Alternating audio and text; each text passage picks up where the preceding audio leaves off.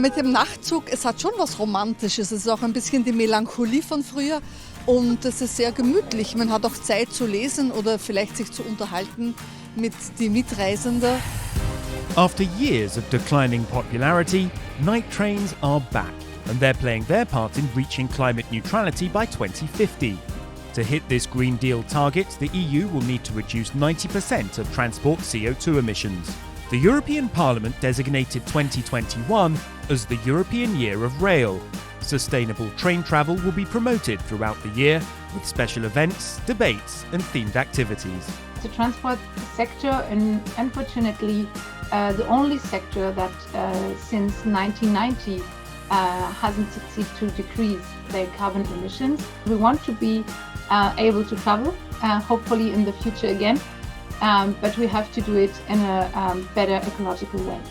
Rail, on the other hand, is responsible for less than 1% of greenhouse gas emissions in the EU.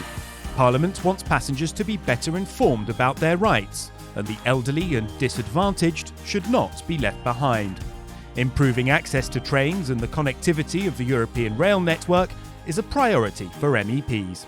We know that 40% of our citizens are living and working close to border regions in the European context. We want Europe to be connected as such cross-border region.